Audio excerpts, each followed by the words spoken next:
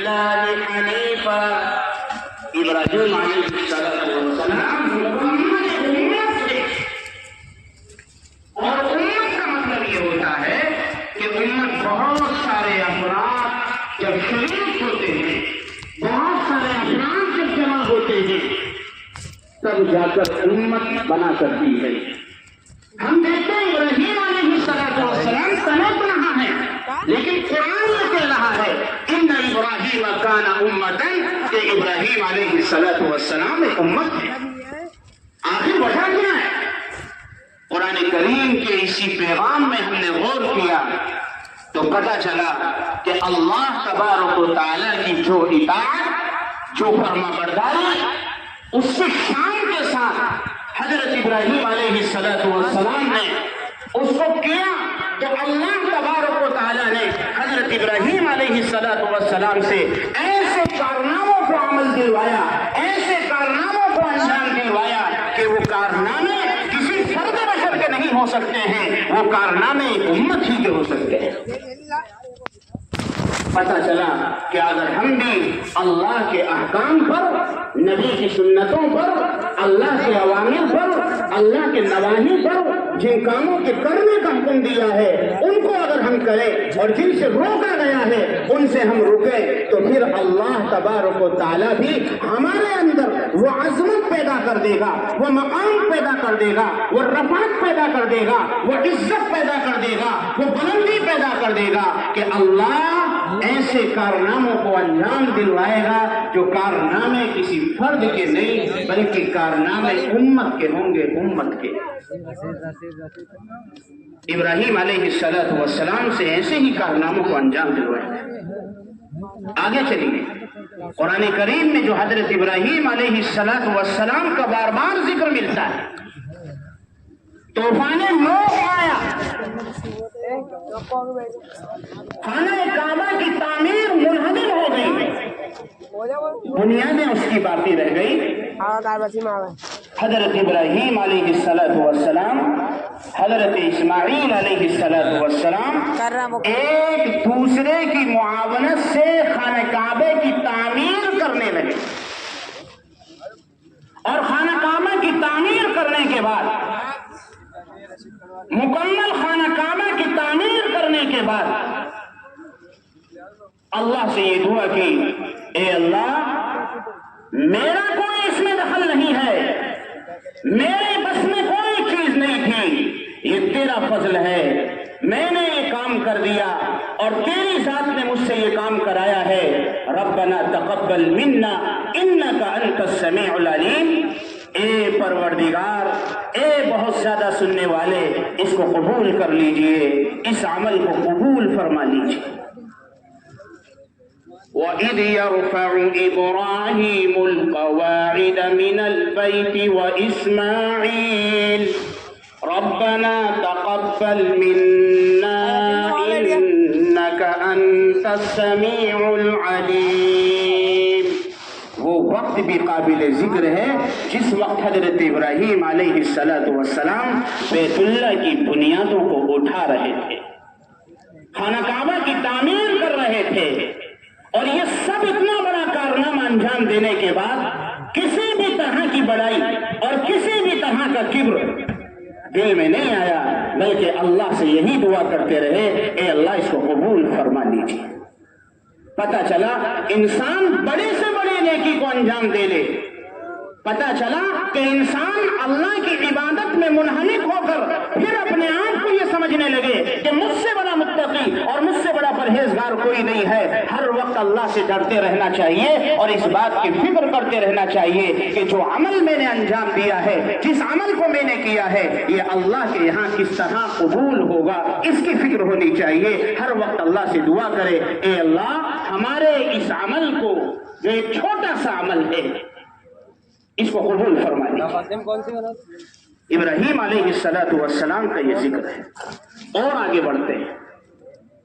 حضرت ابراہیم علیہ السلام جس پتھر پر کھڑے ہو کر خانہ کعبہ کی تعمیر کر رہے ہیں، معجزے کے طور پر اللہ تبارک و تعالیٰ نے حضرت ابراہیم علیہ السلام کے نشان قدم کو پتھر پر جما دیا. اس پتھر پر حضرت ابراہیم علیہ السلام کے قدم کا نقش ہو گیا، آثار نظر آنے لگے۔ حضرت عمر رضی اللہ تعالیٰ عنہ کی رائے ہوئی کہ میری رائے یہ ہے کہ اس کو مقام ابراہیم کا مصلی بنا دیا جائے، یہاں پر 2 رکعت نماز پڑھنے کی اجازت مرحمت فرما دی جائے۔ آپ اندازہ لگائیے، یہ حضرت عمر رضی اللہ تعالیٰ عنہ اپنی تجویز پیش کر رہے ہیں، اور یہ ایسا پہلی مرتبہ نہیں ہے، بہت مرتبہ ایسا ہوا ہے کہ حضرت عمر رضی اللہ تعالیٰ عنہ نے اپنی تجویز پیش کی ہے، اور ادھر حضرت عمر رضی اللہ تعالیٰ عنہ کی تائید میں قرآنی آیات نازل ہوئی۔ حضرت عمر رضی اللہ تعالیٰ عنہ کی جلالت شان کو دیکھیے، کیا آپ کا مقام ہے، کیا آپ کا مرتبہ ہے۔ زمین پر بات ہو رہی ہے، حضرت عمر رضی اللہ تعالیٰ عنہ اپنی رائے پیش کر رہے ہیں کہ میری رائے یہ ہے کہ اس مقام ابراہیم پر نماز پڑھنے کی اجازت مل جائے۔ ادھر آسمان والا سن رہا ہے، اور اللہ حضرت عمر رضی اللہ تعالیٰ عنہ کی تائید میں یہ فرماتے ہیں وَاتَّخِذُوا مِن مَّقَامِ إِبْرَاهِيمَ مُصَلًّى، مقام ابراہیم کے پاس اور جگہ نہ ملے تو اس کے پیچھے 2 رکعت واجب الطواف نماز پڑھنا مستحب ہے۔ مسجد حرام کی کسی بھی مقام پہ پڑھ لے گا ادا ہو جائے گی، لیکن 2 رکعت نماز پڑھنے میں یہاں ثواب زیادہ ہے۔ اللہ تبارک و تعالیٰ نے حضرت ابراہیم علیہ السلام کے ذکر کو اس طریقے سے قرآن کریم کے اندر جاری فرمایا۔ اور آگے بڑھیے، حضرت ابراہیم علیہ السلام کو یہ حکم ہوا کہ شیر خوار بچے کو، جو ابھی دودھ پیتا بچہ ہے، بے آب و گیا، جہاں گھاس نہیں، جہاں سائبان نہیں، جہاں درخت نہیں، جہاں چٹیا میدان ہے، اور اسی میدان کو آگے چل کر مکہ مکرمہ بننا ہے، اور اسی میدان کو آگے چل کر ایسا مقام بننا ہے جس مقام کی طرف حج کرنے کے لیے حاجی کوچ کریں گے اور سفر کریں گے۔ اللہ کا حکم تھا، کسی حکمت کو تلاش نہیں کیا، کسی مصلحت کو تلاش نہیں کیا، کوئی دلیل اس کے اندر نہیں ڈھونڈی، بس اللہ کا حکم تھا۔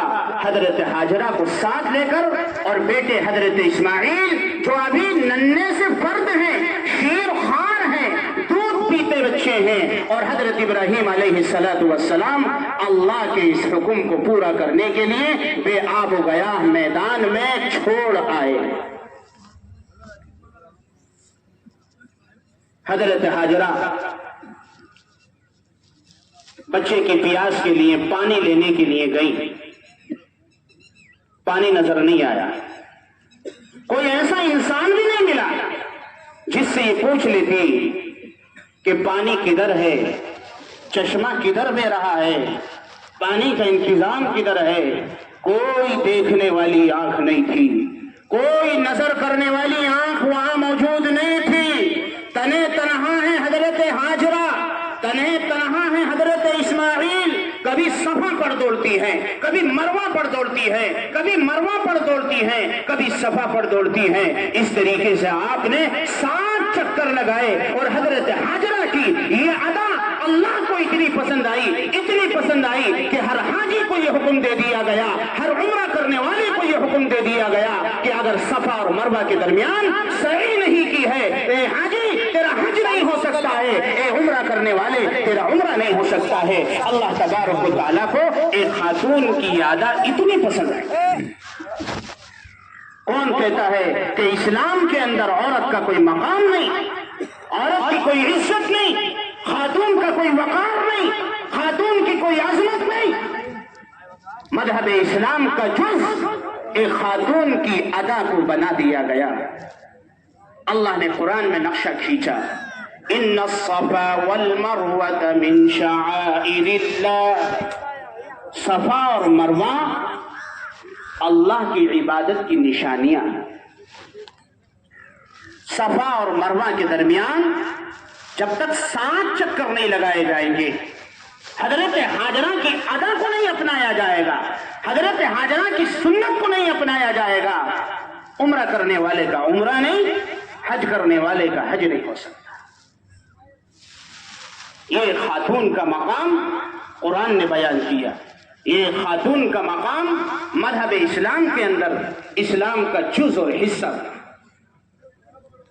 اور آگے بڑھیے، اللہ نے حضرت ابراہیم علیہ السلام کو اپنا خلیل بنایا۔ ہمارے جد امجد حضرت ابراہیم علیہ السلام رہے۔ ایک روایت کے مطابق آپ کے والد اور دوسری روایت کے مطابق آپ کے چچا ابھی ایمان نہیں لائے، ایمان کے خلاف ہیں، کفر کو اپنائے ہوئے ہیں، ایمان نہیں لا رہے ہیں۔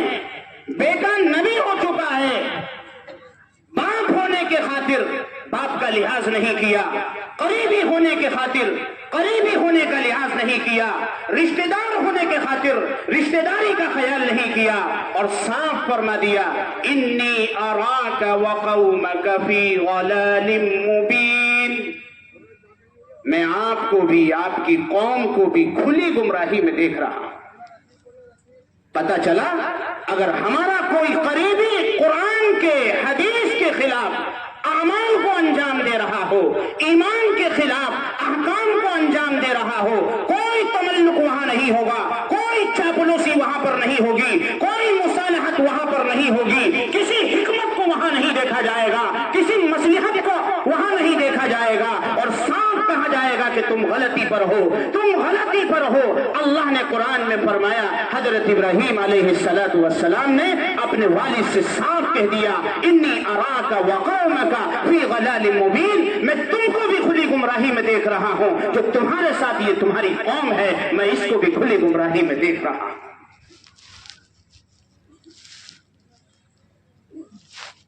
حضرت ابراہیم علیہ السلام کے اس واقعے سے سبق ملتا ہے کہ ہمارا کوئی بھی قریبی قرآن و حدیث کے خلاف اعمال کو انجام دے گا، ایمان نہیں لایا ہوگا، اس کے لیے نرم رویے کو اختیار نہیں کیا جائے گا، کوئی مصلحت کا کھول نہیں اوڑا جائے گا، کسی حکمت کو تلاش نہیں کیا جائے گا۔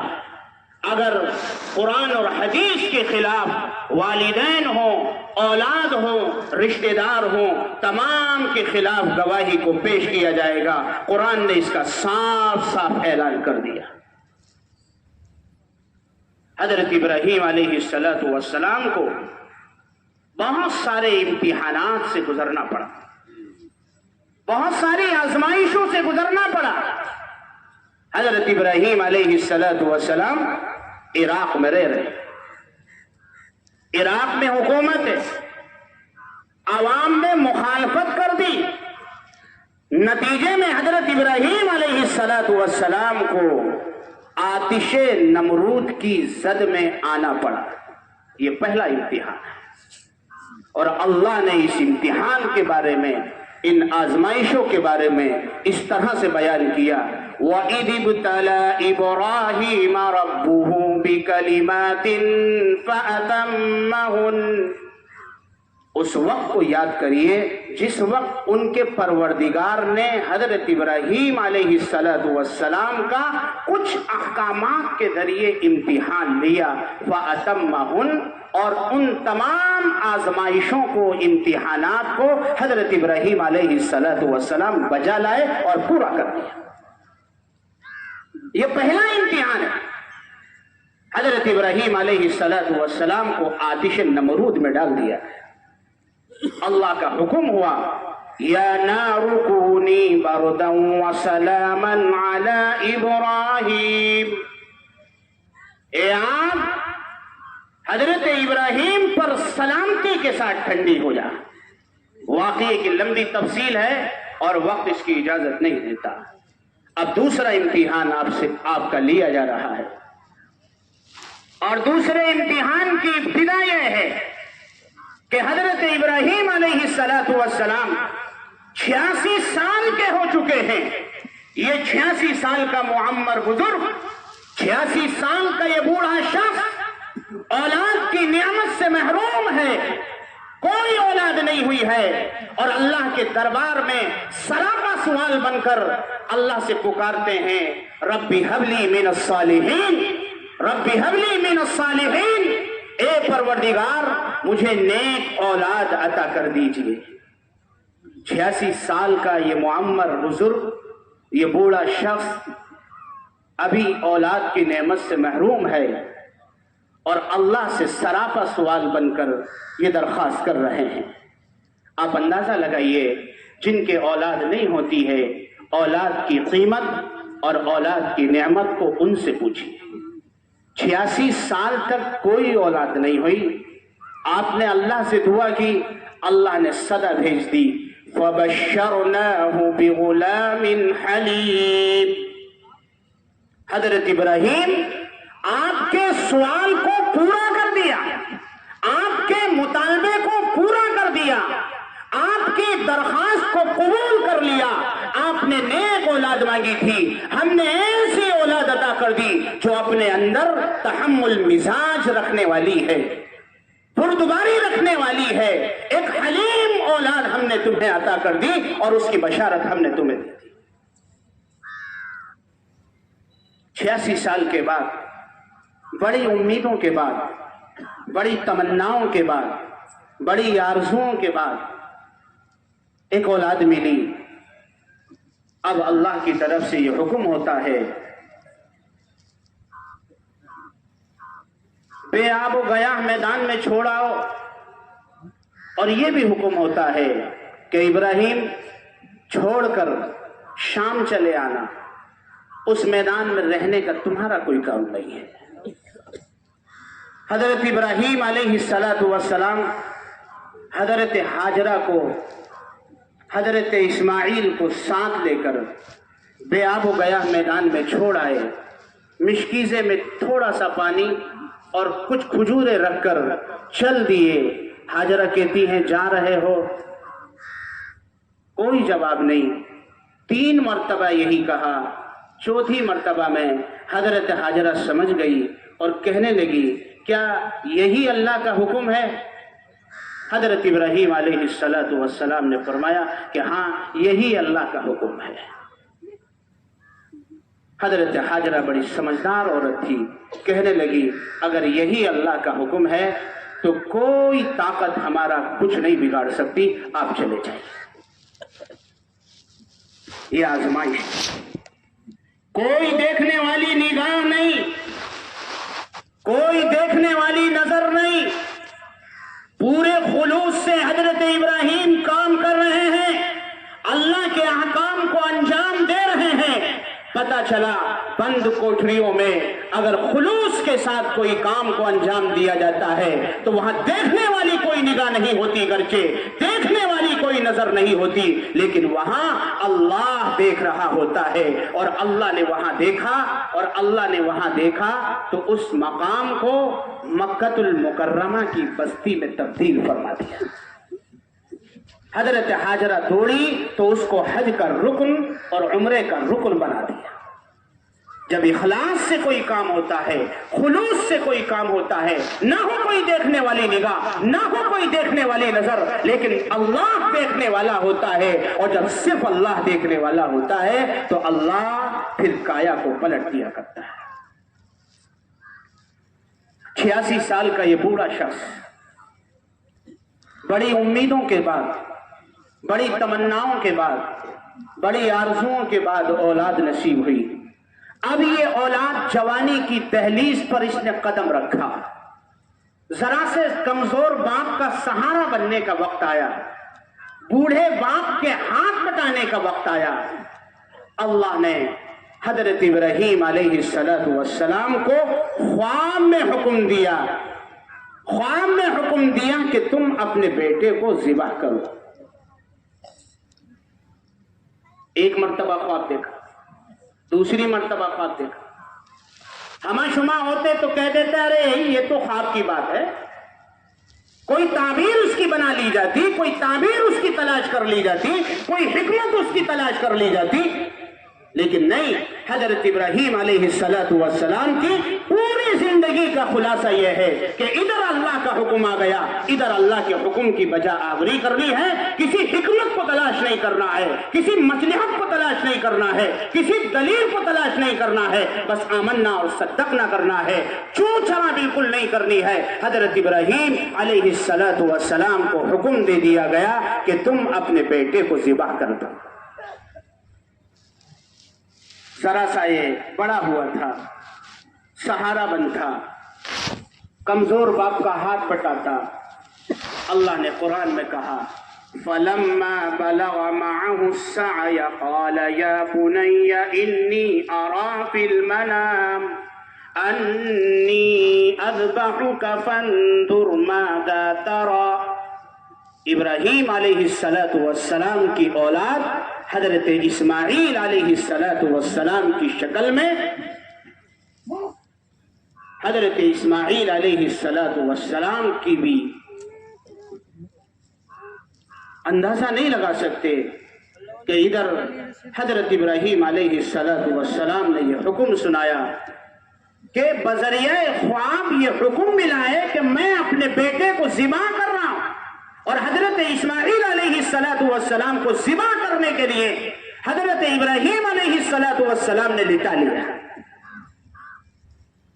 آپ اندازہ لگائیے، 86 سال میں ہوئی تھی اولاد، بڑی تمناؤں کے بعد ہوئی تھی اولاد، بڑی آرزوؤں کے بعد ہوئی تھی اولاد، آج خواہشوں کا قتل ہو رہا ہے، آج نفسانی خواہشات کو قتل کیا جا رہا ہے، ان کو مسمار کیا جا رہا ہے۔ اللہ کا حکم ہے سب کچھ، اور اس کے آگے کچھ نہیں ہو سکتا۔ اللہ کا حکم ہے، بیٹے کی کوئی حقیقت نہیں، اللہ کی اتباع ہے، بیٹے کی کوئی محبت نہیں، اللہ کا حکم ہے کہ بیٹے کو ذبح کرنا ہے۔ بیٹا کس کا؟ ایک نبی کا بیٹا، ایک نبی کا بیٹا۔ کہنے لگے ابا جان پیشانی کے بل لٹا دیجئے، میرا چہرہ اپنے سامنے نہ کریے، کہیں ایسا نہ ہو کہ باپ کے دل میں بیٹے کی محبت جاگزی ہو جائے اور چلتی چھری رک جائے اور اللہ کا حکم پورا نہ ہونے پائے۔ کیا اندازہ ہے اللہ نے قرآن کریم میں جو نقشہ کھینچا، فَلَمَّا أَسْلَمَا وَتَلَّهُ لِلْجَبِينِ، جب دونوں نے اللہ کے حکم کو مان لیا اور پیشانی کے بل لٹا دیا، اور جتنی سخت ہو سکتی تھی، جتنی طاقت ہو سکتی تھی، حضرت ابراہیم علیہ السلام نے پوری کاوش کے بعد، پوری جد و جہد کے بعد حضرت اسماعیل علیہ السلام کی گردن پر چھری کو چلا دیا۔ فوراً اللہ کی طرف سے پیغام آ گیا، وَنَادَيْنَاهُ أَن يَا إِبْرَاهِيمُ قَدْ صَدَّقْتَ الرُّؤْيَا، اے ابراہیم تم نے تو خواب کو سچا کر دکھایا۔ خواب میں کیا دیکھا تھا؟ میں بیٹے کو ذبح کر رہا ہوں، یہ نہیں دیکھا تھا کہ میں نے ذبح کر دیا اور ذبح کر رہے تھے۔ ادھر اللہ کا حکم آ گیا، وَنَادَيْنَاهُ أَن يَا إِبْرَاهِيمُ قَدْ صَدَّقْتَ الرُّؤْيَا، خواب کو تم نے سچا کر دکھایا، اور جو ہمارے خواب کو سچا کرتا ہے ہمارے امتحان میں پورا اترتا ہے، ہماری آزمائشوں میں پورا اترتا ہے، تو ہم ایک اچھا بدلہ دیا کرتے ہیں۔ حضرت اسماعیل علیہ السلام ذبح ہونے سے بچ گئے۔ ایک مینڈھا آیا اور اس کے فدیے میں وَفَدَيْنَاهُ بِذِبْحٍ عَظِيمٍ، اس کے بدلے میں اور اس کے فدیے میں اس مینڈے کو ذبح کیا گیا۔ اسی حضرت ابراہیم علیہ السلام کے واقعے کی یادگار عید قربہ کے موقع پر قربانی کے عمل کو انجام دیا جاتا ہے۔ میں رک کر ایک بات آپ حضرات کے سامنے یہ کہنا چاہتا ہوں کہ ہمارے عیدگاہ کی توسیع کا کام چل رہا ہے، اور فی الحال عیدگاہ کی توسیع کا یہ کام بجٹ نہ ہونے کی بنا پر رکا ہوا ہے، اور عیدگاہ کی توسیع یہ ایک خوش آئین قدم ہے۔ اس لیے آپ تمام حضرات سے مؤدبانہ درخواست کی جاتی ہے کہ اس بجٹ میں ہم زیادہ سے زیادہ تعاون کریں اور زیادہ سے زیادہ حصہ لیں۔ یہ دیکھ رہا ہوں میں یہاں کے کارندے، جو عیدگاہ کمیٹی توسیع کے کارندے ہیں، وہ بک لے کر گھوم رہے ہیں۔ آپ تمام حضرات سے درخواست کر رہا ہوں کہ یہ عید قربان کا موقع، تیوہار کا موقع، خوشی کا موقع ہے۔ اس خوشی کے موقع پر ہم زیادہ سے زیادہ تعاون اس توسیع کے خرچ اور بجٹ میں بھی کرتے چلے جائیں۔ بات یہ چل رہی تھی کہ حضرت ابراہیم علیہ السلام کی یادگار، نبی کریم علیہ السلام کی اتباع اور اللہ کے حکم کی بنا پر عید قربان کے موقع پر قربانی کے عمل کو انجام دیا جاتا ہے۔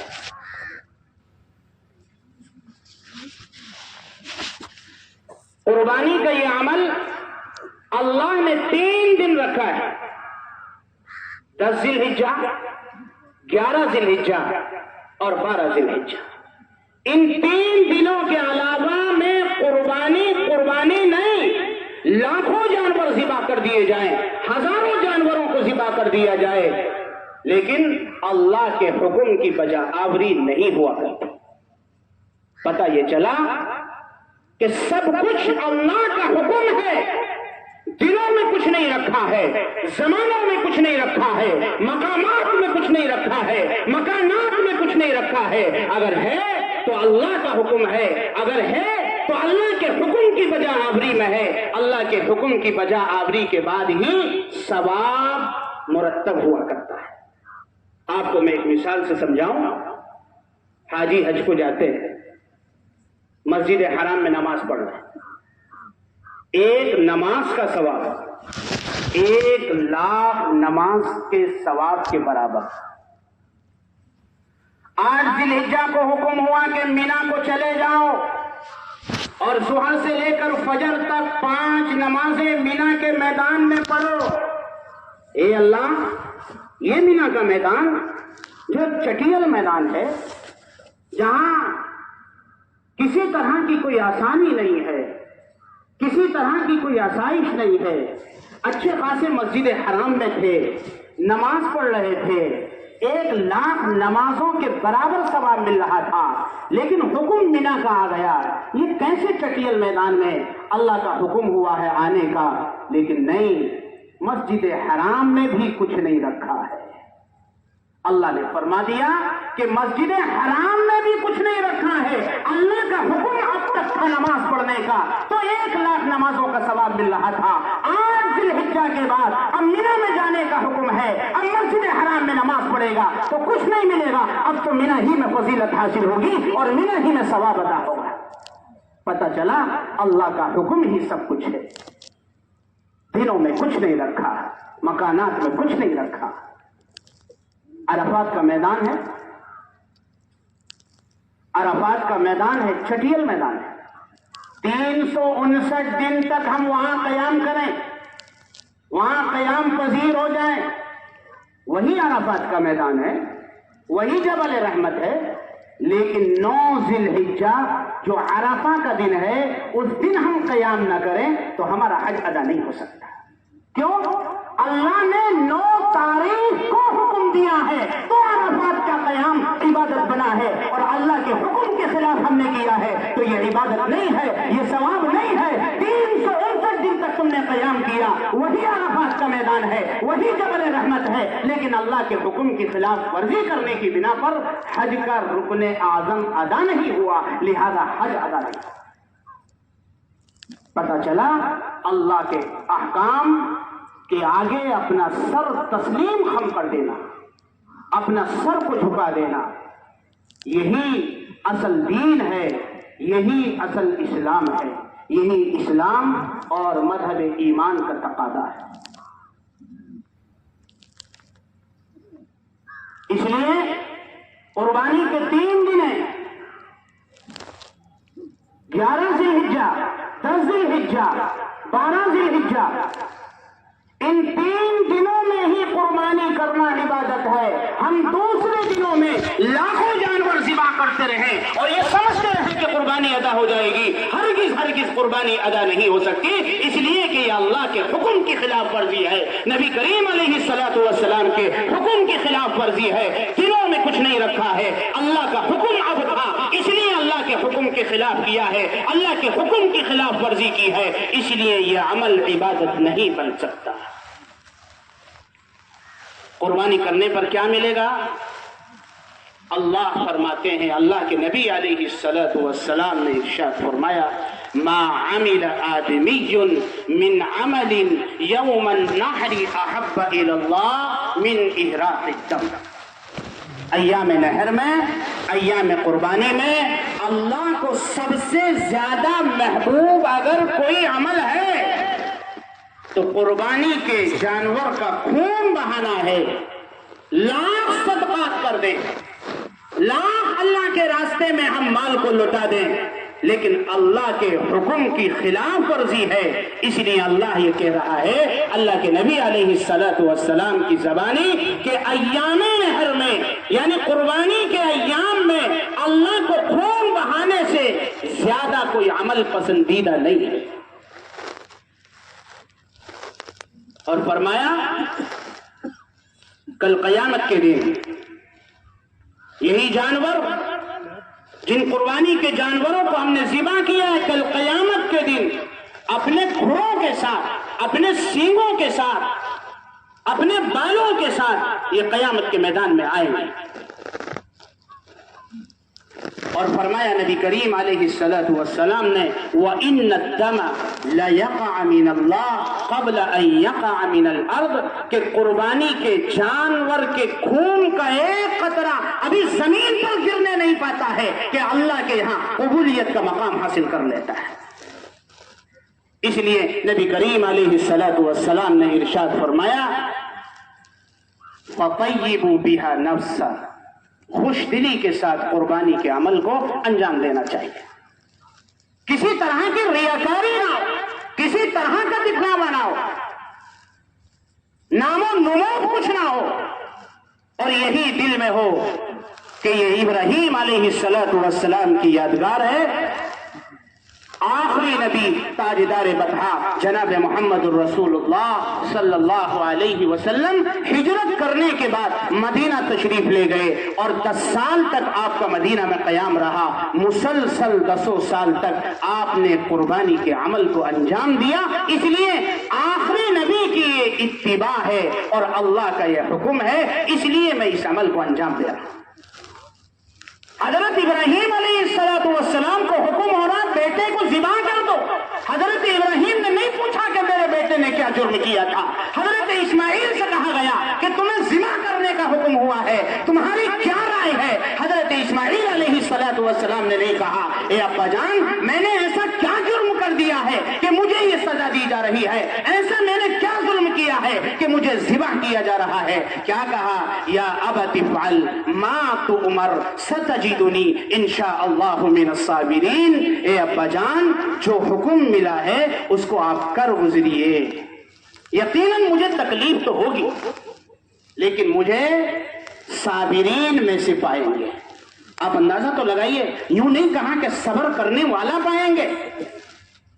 بڑائی کا جملہ معلوم ہوتا ہے، کبر معلوم ہوتا ہے، بڑی تواضع کے ساتھ، عاجزی کے ساتھ، انکساری کے ساتھ جو جملہ بولا کہ مجھے صبر کرنے والوں میں سے پائیں گے. صبر کرنے والوں کی ایک جماعت اس دنیا کے اندر بستی ہے اور اسی جماعت میں میرا بھی شمار ہوگا. حضرت اسماعیل علیہ الصلوۃ والسلام نے یہ جواب دیا. اس لیے قربانی کا یہ عمل کوئی اسی امت کے لیے خاص نہیں تھا، بلکہ جب سے یہ دنیا آباد ہوئی ہے اور حضرت انسان اس دنیا میں آئے ہیں تبھی سے اس قربانی کے عمل کو انجام دیا جاتا رہا ہے. قرآن کہتا ہے وَاتْلُ عَلَيْهِمْ نَبَأَ ابْنَيْ آدَمَ بِالْحَقِّ إِذْ قَرَّبَا قُرْبَانًا فَتُقُبِّلَ مِنْ أَحَدِهِمَا وَلَمْ يُتَقَبَّلْ مِنَ الْآخَرِ. تلاوت کریے حضرت آدم علیہ السلام کے دو بیٹوں کا واقعہ ان کے سامنے بیان کر دیجئے۔ حابیل اور قابیل دونوں نے اپنی اپنی قربانیوں کو پیش کیا تھا۔ حابیل نے مینڈھے کی قربانی کو پیش کیا اور قابیل نے کھیتی کے گلے کے کچھ حصے کو قربانی کے طور پر پیش کیا۔ اللہ کی طرف سے قبولیت کے طور پر ایک آگ آئی اور مینڈھے کو لے گئی، جو دلیل تھی اس بات کی کہ حضرت ابراہیم کی قربانی قبول ہو گئی۔ تو قربانی کا عمل ہر امت میں رہا، اس کا طریقہ الگ رہا، اس کی شان الگ رہی۔ قرآن نے اس کو بھی بیان کر دیا، وَلِكُلِّ أُمَّةٍ جَعَلْنَا مَنْسَكًا لِيَذْكُرُوا اسْمَ اللَّهِ عَلَى مَا رَزَقَهُم مِّن بَهِيمَةِ الْأَنْعَامِ۔ ہر امت کے لیے قربانی کو متعین کر دیا گیا ہے۔ اللہ نے جو جانور تمہیں عطا کیے ہیں ان جانوروں پر اللہ کا نام لیا جائے اور اللہ کا ذکر کیا جائے۔ تو کسی نہ کسی زاویے سے طریقہ کار گرچہ الگ ہو، لیکن اللہ تبارک و تعالیٰ نے ہر امت میں قربانی کے عمل کو انجام دیا ہے۔ اللہ بیٹے کی قربانی نہیں مانگ رہے، ایک معمولی سی قربانی مانگ رہے ہیں، ایک جانور کی قربانی مانگ رہے ہیں، جو جانور کی قربانی ہر عاقل پر، بالغ پر، مسلمان پر، ایام نہر کے اندر مقیم ہو اس پر، صاحب نصاب ہو شریعت کی نگاہ میں، اس پر قربانی کا کرنا واجب ہے۔ نبی کریم علیہ السلام نے ارشاد فرمایا، من وجد ساعة فلم يضحي فلا يقربن مصلانا۔ وسعت کے باوجود، صاحب نصاب ہونے کے باوجود، گنجائش ہونے کے باوجود قربانی نہیں کرتا ہے، صاحب نصاب ہے، اس کے پاس اتنی دولت ہے، اتنا مال ہے کہ شریعت کی نگاہ میں اس کو مالدار کہا جا سکتا ہے۔ اللہ کے نبی علیہ السلام کس دھمکی آمیز جملوں کے ساتھ ارشاد فرما رہے ہیں کہ وسعت کے باوجود اگر قربانی نہیں کرتا ہے تو ہمارے عیدگاہ کے قریب تک نہ آئے۔ ہمارے عیدگاہ میں آنا تو بہت دور کی بات، ہمارے عیدگاہ کے قریب بھی نہ آئے۔ منحوس آدمی ہے، نحوست نازل ہو رہی ہے، لعنت نازل ہو رہی ہے، کہیں ایسا نہ ہو کہ اس کی نحوست کی زد میں اور اس کی لعنت کی زد میں تمام افراد آ جائیں۔ اس لیے فرمایا وَلَا يَقْرُبَنَّ مُصَلَّانَا، ہمارے عیدگاہ کے قریب تک نہ آئے۔ اس لیے چاہیے ہم اپنا اپنا نصاب ٹٹولیں، اپنے اپنے مال کو چیک کریں، اور پھر اگر ہم نصاب کی مقدار کو پہنچ رہے ہوں، 52.5 تولہ چاندی کی ملکیت یا اس کی قیمت ہمارے پاس ہو، تو ہم صاحب نصاب ہیں، قربانی واجب ہے۔ اور قربانی واجب ہونے کے باوجود اگر ہم نہیں کریں گے، کہ اللہ کے رسول علیہ السلام نے بڑے غصے بھرے انداز میں دھمکی آمیز جملوں کا خطاب فرمایا، فَلَا يَقْرُبَنَّ مُصَلَّانَا، اور ایک روایت میں ہے فَلَا يَحْضُرْ مُصَلَّانَا، کہ ہمارے عیدگاہ میں حاضر نہ ہو، ہمارے عیدگاہ کے قریب بھی نہ آئے۔ اس لیے ہمیں چاہیے کہ ہم قربانی کے عمل کو پوری خوشی کے ساتھ انجام دیں۔ لَن يَنَالَ اللَّهَ لُحُومُهَا وَلَا دِمَاؤُهَا وَلَكِن يَنَالُهُ التَّقْوَى مِنكُمْ۔ اللہ کو گوشت کی ضرورت نہیں، اللہ کو پوشت کی ضرورت نہیں، اللہ کو جانور کے کھال اور ہڈیوں کی کوئی ضرورت نہیں ہے۔ اللہ کو تو دلوں کی کیفیت کو دیکھنا ہے، کس کیفیت کے ساتھ، کس جذبے کے ساتھ، کس خوشی کے ساتھ یہ قربانی کے عمل کو انجام دے رہا ہے۔ اس لیے ہمیں چاہیے کہ کسی بھی طرح ہماری کوئی دکھلاوے کی، ریاکاری کی، نام و نمود کی کوئی نیت نہ ہو۔ اگر ہو تو صرف یہ کہ اللہ کا حکم ہے۔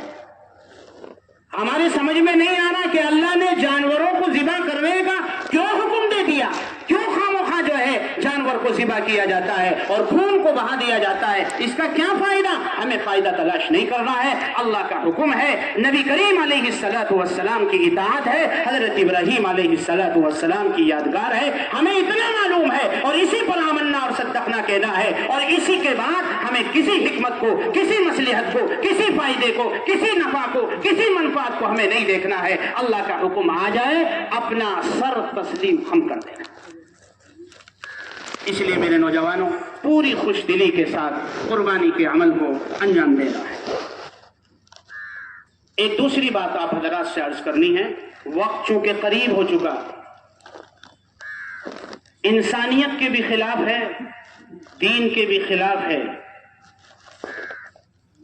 اور نبی کریم علیہ الصلوۃ والسلام کے اس فرمان کے بھی خلاف ہے جس میں اللہ کے رسول علیہ الصلوۃ والسلام نے ارشاد فرمایا کہ مسلمان حقیقت میں وہ ہے کہ جس کی زبان سے، جس کے ہاتھ سے، جس کے اعضاء سے نہ صراحتاً تکلیف پہنچے نہ اشارتاً تکلیف پہنچے۔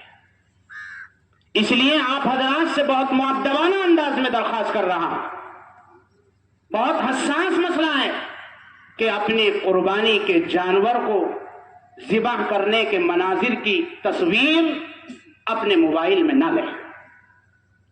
ہوتا یہ ہے کہ مناظر کی تصاویر اپنے موبائل میں لینے کے بعد سوشل میڈیا پر آگے بڑھا دیا جاتا ہے، جو قانون کے اعتبار سے بھی غلط ہے، انسانیت کے اعتبار سے بھی غلط ہے، اور مذہب اسلام بھی اس کی اجازت نہیں دیتا۔ ایسا کوئی عمل انجام نہیں دینا ہے کہ جس سے ہمارے پڑوسی کو تکلیف ہو، ہمارے بھائیوں کو تکلیف ہو۔ اللہ کے رسول علیہ الصلوۃ والسلام کا یہ صاف ارشاد ہے۔ دوسری بات آپ حضرات سے یہ عرض کرنی ہے، صفائی اور ستھرائی ہمارے ایمان کا اہم حصہ ہے۔ اللہ کے رسول علیہ الصلوۃ والسلام نے ارشاد فرمایا، الطہور شطر الایمان، الطہور نصف الایمان، صفائی آدھا ایمان ہے۔ جانور ذبح ہو رہا ہے، خوب پانی کا ہم انتظام کر کے رکھیں، خون کو جمنے نہ دیں، ٹھہرنے نہ دیں، فوری طور پر پانی کو بہا دیں تاکہ اس پانی کے بہاؤ کے ساتھ وہ خون بھی نالوں اور نالیوں کے راستے آگے چلا جائے۔ جو گوشت کھانے کے لائق نہیں، کھانے کے قابل نہیں، جو ہڈیاں استعمال کے لائق اور قابل نہیں، ان کو روڈوں پر اور سڑکوں پر یوں ہی پھینک دینا ایک مسلمان کی شان نہیں ہو سکتی ہے۔ دوسروں کو تکلیف پہنچانا ایک مسلمان کی شان نہیں ہو سکتی ہے، اور اس کے بدبو سے جو تعفن اٹھتا ہے، اس تعفن کی زد میں ہم تمام آتے ہیں۔ اس لیے ہمیں چاہیے کہ ہم صفائی کا، ستھرائی کا مکمل طور پر، پورے طور پر انتظام کریں، اور کوئی بھی حرکت، کوئی بھی عمل ایسا انجام نہ دیں کہ جس سے ہمیں بھی تکلیف ہو، ہمارے بھائیوں کو بھی تکلیف ہو، راہگیروں کو تکلیف ہو، گزرنے والوں کو تکلیف ہو۔ ایک تیسری بات، جانور ذبح کرنے کے بعد کھال غریبوں، یتیموں، مسکینوں کا حق ہے۔ مدارس کو دینا اس کی بھی اجازت ہے، بلکہ دوہرا فائدہ ہے۔ ایک تو صدقے کا ثواب ہے، اور دوسرے اشاعت دین اور اشاعت علم کا ثواب ہے۔ اس لیے آپ حضرات سے گزارش کی جاتی ہے کہ اپنے اپنے قربانی کے جانوروں کی کھال مدارس کو دیں، تاکہ صدقے کا بھی ثواب ملے اور اشاعت دین اور اشاعت علم کا بھی ثواب مل سکے۔ اس کے علاوہ ایک بات یہ عرض کرنی ہے کہ قربانی کے جانور کو ذبح کرنے کے بعد گوشت کو 3 حصوں میں تقسیم کر لیں۔ ایک حصہ اپنے لیے روک لیں، ایک حصہ رشتہ داروں میں تقسیم کر دیں، ایک حصہ یتیموں، غریبوں اور مسکینوں میں ہم تقسیم کر دیں۔ آس لگائے ہوئے ہیں، بہت دنوں سے گوشت نہیں کھایا ہے، اپنے پڑوسی کی قربانی کا جانور ذبح ہوگا تو گوشت کھائیں گے، یہ آس، یہ امید لگائے ہوئے ہیں۔ اس لیے چاہیے کہ ہم ان کا بھی حق رکھیں۔ فقہا نے گرچہ اجازت دی ہے کہ پورا جانور اگر اپنے پاس روک لیا اور کسی کو بھی نہیں دیا، اپنی فریج کے اندر بند کر کے رکھ دیا ہے، اس کی بھی گرچہ اجازت ہے، لیکن یہ بھی فرمایا کہ اس سے پتہ چلتا ہے کہ کھانے کے انتہائی حریص ہیں، کسی پڑوسی کا بھی خیال نہیں کرتے۔ اس لیے ہمیں سب کا خیال کرنا ہے. ہم مسلمان ہیں, ہم نبی کریم علیہ السلام کی امت میں سے ہیں, ہم اللہ اور اس کے رسول کی ماننے والے ہیں. ہمیں قربانی کا پیغام ہمارا یہی ہے کہ جب اللہ اور اس کا رسول کا حکم آ جائے تو اب ہمیں چون چرا بالکل نہیں کرنی ہے اور اللہ کے احکام کی بجا آوری میں لگ جانا ہے. اللہ نے قرآن میں کہا وَمَا كَانَ لِمُؤْمِنٍ وَلَا مُؤْمِنَةٍ إِذَا قَضَى اللَّهُ وَرَسُولُهُ أَمْرًا أَن يَكُونَ لَهُمُ الْخِيَرَةُ مِنْ أَمْرِهِ. اس لیے اللہ کے حکم کی بجا آوری ایک مسلمان ہی کی شان ہے. ایمان کے تقاضوں پر اور احکامات پر عمل ایک مسلمان ہی کر سکتا ہے. اس لیے ہمیں چاہیے کہ ہم اللہ کی رضا کے لیے, اللہ کی خوشنودی کے لیے قربانی کے عمل کو انجام دیں. قرآن میں فرمایا ان صلاتی ونسکی ومحیای ومماتی للہ رب العالمین. میری نماز, میری قربانی, میرا جینا, میرا مرنا سب کا سب اللہ رب العالمین کے لیے ہونا چاہیے. اللہ نے نماز کو ذکر کر دیا یعنی بدنی عبادت کو ذکر کر دیا. اللہ نے قربانی کو ذکر کر دیا یعنی مالی عبادت کو ذکر کر دیا. اللہ نے حیات کے بارے میں ذکر کر دیا کہ جینے کے طریقے اللہ کے بتائے ہوئے حکموں کے مطابق ہوں اور مرنا بھی اللہ کے لیے ہو. یعنی اللہ نے اس کی تفسیر ایک دوسری آیت میں یوں کی یا ایھا الذین آمنوا اتقوا اللہ حق تقاتہ ولا تموتن الا وانتم مسلمون. اے ایمان والو اللہ سے ایسا ڈرو جیسے اللہ سے ڈرنے کا حق ہے اور تمہیں موت ہی نہ آئے مگر یہ کہ تم اسلام پر قائم اور دائم ہو. اپنے اسلام کی فکر کرنا, اپنے اسلام کا تحفظ کرنا, اپنے ایمان کی حفاظت کرنا, یہ ہمارا اہم جز اور ہمارا عین شیوا ہونا چاہیے. یہ وَمَحْيَايَ وَمَمَاتِي لِلَّهِ رَبِّ الْعَالَمِينَ. اس لیے کون سے دن قربانی کرنا افضل ہے؟ پہلے دن قربانی کرنا افضل ہے, دوسرے دن تیسرے دن قربانی کرنے کی بھی اجازت ہے. بہت سارے لوگ سستی قیمت ہونے کی بنا پر ایسے علاقوں میں اپنی اپنی قربانی کے عمل کو انجام دلواتے ہیں جہاں قربانی کا جانور سستا ملتا ہے. گرچہ فقہاء نے اس کی بھی اجازت دی ہے کہ وہاں اپنی قربانی کا جانور اگر ذبح کرا دیا سستی قیمت والے مقامات پر قربانی گرچہ ادا ہو جائے گی لیکن مالی عبادات میں جتنا زیادہ روپیہ خرچ ہوگا اتنا ہی زیادہ اللہ کو محبوب اور پسندیدہ ہے.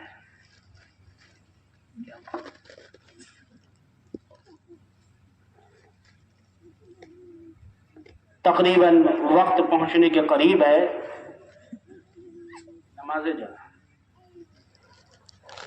ترکیب نماز عید بتلائی جائے گی, نماز ہوگی, خطبہ ہوگا اور اس کے بعد ایک جنازہ آیا ہوا ہے, اس جنازے کی نماز بھی ادا کی جائے گی. عید الاضحیٰ کی نماز کی ترکیب آپ حضرات سماعت فرما لیں. ہم اپنی صفوں کو سیدھا رکھیں اور صفوں کو سیدھا کرنے کے لیے انتظامیہ نے یہاں پر چونے کی قطار بنا دی ہے جو صحیح ہے. اس لیے اسی کو سامنے رکھتے ہوئے ہم اپنی صفوں کو سیدھا رکھیں. یہ زور اس لیے دیا جا رہا ہے کہ نماز کا تتمہ اور نماز کا تکملہ صفوں کو سیدھا کرنا ہے. اگر صفیں ٹیڑھی رہ گئی تو نماز کے ثواب میں کمی آ جائے گی. اس کے بعد اللہ نے قرآن میں فرمایا فَصَلِّ لِرَبِّكَ وَانْحَرْ. آپ اپنے رب کے لیے نماز پڑھیے. مفسرین نے نماز سے مراد عید الاضحیٰ لی کہ عید الاضحیٰ کی نماز پڑھیے اور یہاں اللہ کا حکم ہے اور جہاں جہاں امر آتا ہے اللہ کا حکم آتا ہے عام طور پر اس سے وجوب مراد ہوتا ہے. اس لیے ہمیں نیت کرنی ہے 2 رکعات نماز واجب عید الاضحیٰ 6 زائد تکبیروں کے ساتھ اس امام کے پیچھے. یہ بات ہم اپنی زبان سے کہہ لیں یا اپنے دل میں ارادہ کر لیں, یہ نیت ہو گئی. اس کے بعد امام تکبیر تحریمہ کہے گا دونوں ہاتھ کانوں تک اٹھائے جائیں گے اور ہاتھوں کو باندھ دیا جائے گا، ثنا پڑھی جائے گی. پھر اس کے بعد امام کہے گا اللہ اکبر، دونوں ہاتھ کانوں تک اٹھائیں گے اور ہاتھوں کو چھوڑ دیں گے. دوسری مرتبہ پھر امام کہے گا اللہ اکبر، کانوں تک ہاتھ اٹھائے جائیں گے، ہاتھوں کو چھوڑ دیا جائے گا. تیسری مرتبہ پھر امام کہے گا اللہ اکبر، کانوں تک ہاتھ اٹھائے جائیں گے، اب ہاتھوں کو باندھ لیا جائے گا.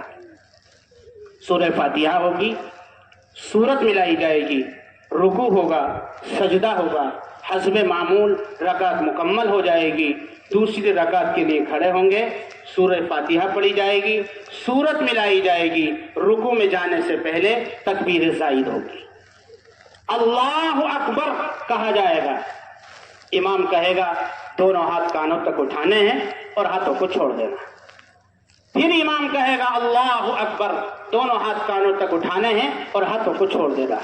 پھر امام کہے گا اللہ اکبر، دونوں ہاتھ کانوں تک اٹھانے ہیں اور ہاتھوں کو چھوڑ دینا ہے. یہ 6 زائد تکبیر ہو گئی. اب جو تکبیر ہوگی وہ رکوع میں جانے کی ہوگی، رکوع ہوگا، سجدہ ہوگا اور اس کے بعد قاعدہ خیرہ ہوگا، مختصر سی دعا ہوگی اور خطبہ ہوگا، نماز مکمل ہو جائے گی. آپ حضرات صف مکمل.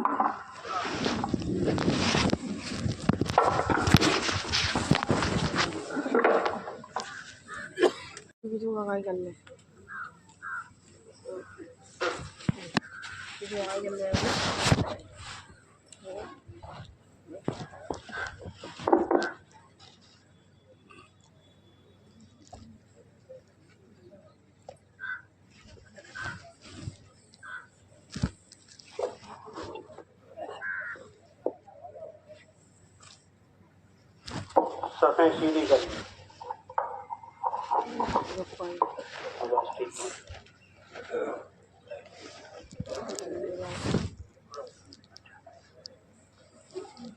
صفیں درست فرما دیجیے.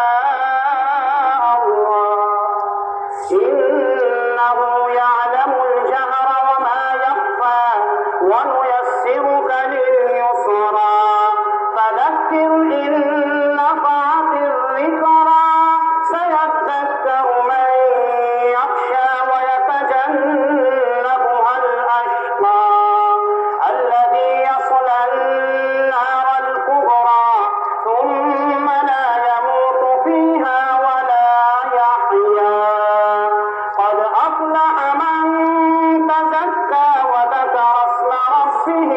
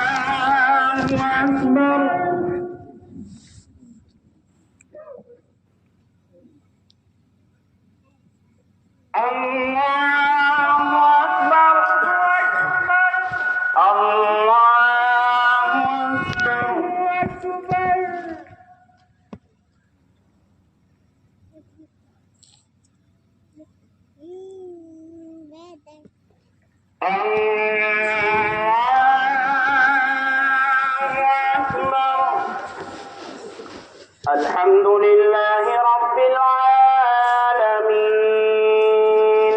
الرحمن الرحيم مالك يوم الدين إياك نعبد وإياك نستعين اهدنا الصراط المستقيم صراط الذين أنعمت عليهم غير المغضوب عليهم ولا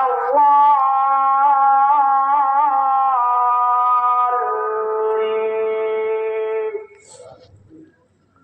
هل أتاك حديث الغاشية وجوه يومئذ خاشعة عاملة ناصبة تصلى نارا حامية تسقى من عين آنية ليس لهم طعام إلا من ضريع لا يسمن ولا يغني من جوع وجوه يومئذ ناعمة لسعيها راضية في جنة عالية لا تسمع فيها لاغية فيها عين جارية فيها سرر مرفوعة وأكواب موضوعة ونمارق مصفوفة وزرابي مبثوثة أفلا ينظرون إلى الإبل كيف خلقت وإلى السماء كيف رفعت وإلى الجبال كيف نصبت وإلى الأرض كيف سطحت فذكر إنما أنت مذكر لست عليهم بمسيطر إلا من تولى وكفر فيعذبه الله العذاب الأكبر إن إلينا إيابهم ثم إن علينا حسابهم. الله أكبر الله أكبر الله أكبر الله أكبر.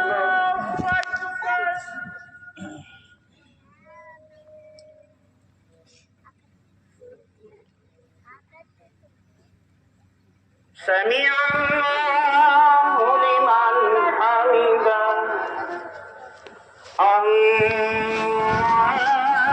الله أكبر. السلام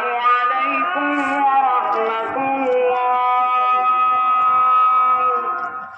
السلام عليكم ورحمة الله. الله أكبر الله أكبر لا إله إلا الله الله أكبر الله أكبر ولله الحمد.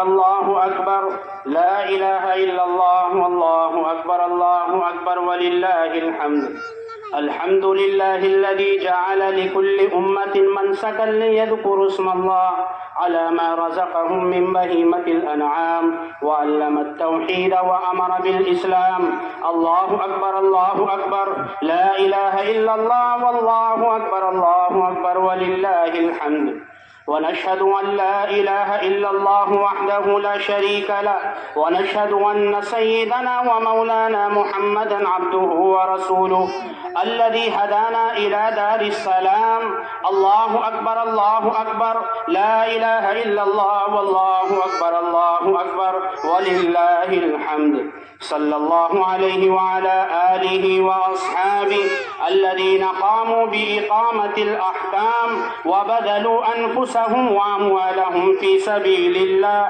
فيا لهم من كرام وسلم تسليما كثيرا الله أكبر لا إله إلا الله والله أكبر ولله الحمد أما بعد فاعلموا أن يومكم هذا يوم عيد شرع لكم ما فيه مع أعمال أخر قد سبقت في الخطبة قبل هذا العشر ذبح الأضحية بالإخلاص وصدق النية وبين نبيه وصفيه صلى الله عليه وسلم وجوبها وفضائلها ودون علماء أمته من سننه في كتب الفقه مسائلها الله أكبر لا إله إلا الله والله أكبر ولله الحمد فقد قال عليه الصلاة والسلام ما عمل ابن آدم من عمل يوم النحر أحب إلى الله من إهراق الدم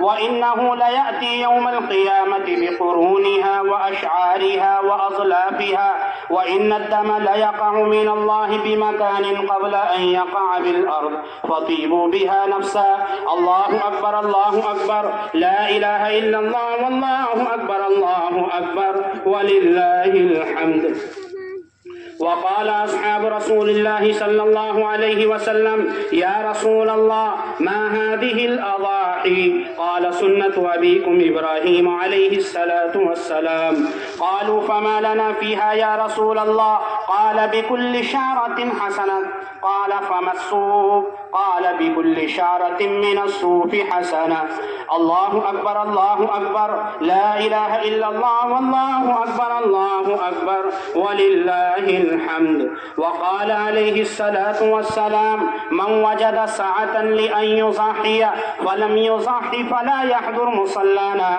الله أكبر لا إله إلا الله والله أكبر ولله الحمد وقال ابن عمر رضي الله تعالى عنه الأضاحي يومان بعد يوم الأضحى وعن علي مثله وهذا بعض من الفضائل وتعلموا من العلماء المسائل أعوذ بالله من الشيطان الرجيم لن ينال الله لحومها ولا دماؤها ولكن يناله التقوى منكم كذلك سخرها لكم لتكبروا الله على ما هداكم وبشر المحسنين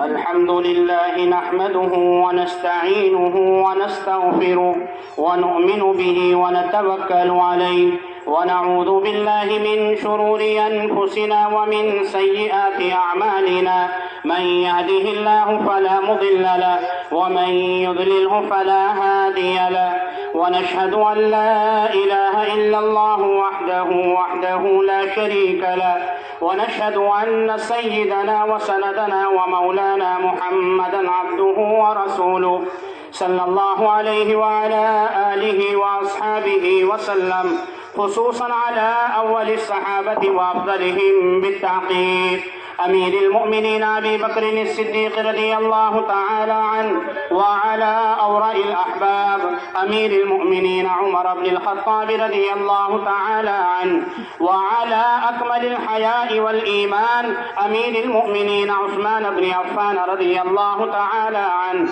وعلى أسد الله الغالب أمير المؤمنين علي بن أبي طالب رضي الله تعالى عنه وعلى الإمامين الهمامين السعيدين الشهيدين أبي محمد الحسن وأبي عبد الله الحسين رضي الله تعالى عنهما وعلى أمهما سيدة النساء فاطمة الزهراء رضي الله تعالى عنها وعلى عميه الشريفين بين الناس حمزة والعباس رضي الله تعالى عنهما وعلى سائر الصحابة والتابعين رضوان الله تعالى عليهم أجمعين. اللهم اغفر لنا وللمؤمنين والمؤمنات والمسلمين والمسلمات الأحياء منهم والأموات إنك مجيب الدعوات.